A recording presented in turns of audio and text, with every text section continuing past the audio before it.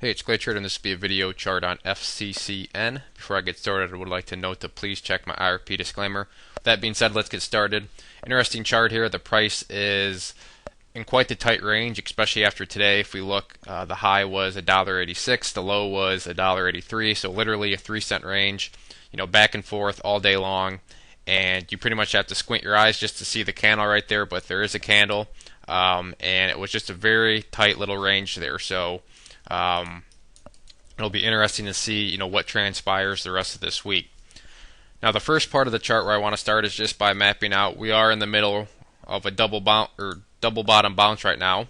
The double bottom happened back a few days ago. You can see that. Actually, first let me get this changed to green since it is a support level. But the double bottom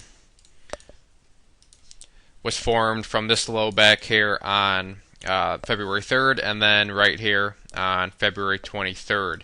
And just a great example too, educationally, if you look, double bottom, or it hit, formed the hammer candle. So this bullish candle happened right around this key support, and then you can see it's since gone on and kept going upwards. Right now we're in a little miniature consolidation period.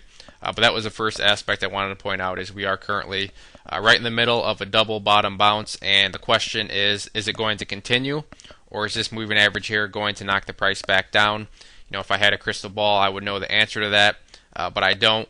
But with that being said, if we can get through these moving averages here, then there's some nice upside potential that is possible. Another dynamic to point out is the volume. The volume has really picked up, biggest it's had in quite a while. And don't be deceived. Yeah, you see it's only traded 92,000 shares, but keep in mind we're talking about almost a $2 stock, so the dollar volume does add up very quickly. It's not like we're talking about a sub-penny stock or one that's trading at 0005. 92,000 shares, on a stock that is this big is almost $200,000 worth of dollar volume. So keep that in mind. We gotta remember what the share price actually is. So what kind of upside potential are we looking at if the price can get through these resistance levels right here?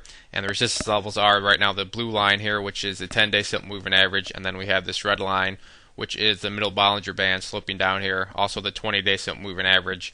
And right now that one's valued at $1.97. So if the price can get up here through $1.97, what are we looking at in terms of the next possible levels of resistance? And those are not up here until right around the 236 range.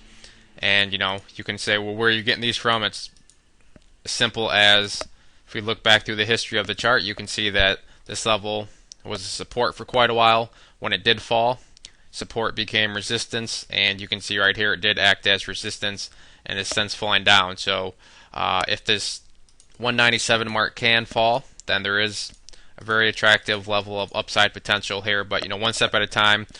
First, volume's got to stay strong. Second, the price actually has to get through there, and then we'll see what happens. But the potential definitely is there. If we look at the MACD, you can see that it's also been putting in some nice higher lows, so the MACD is trending upwards there. And then I wanted to finish off with looking at the RSI. You can see that the RSI is also hovering right around this 50 line. So if a 50 line crossover can occur, that's always nice secondary confirmation. But with the price action, the volume, and then those other indicators, it's one that should be watched, and we'll see what happens the rest of this week. If there are any other questions on the chart, please let me know. If not, this was FCCN. Thanks for listening.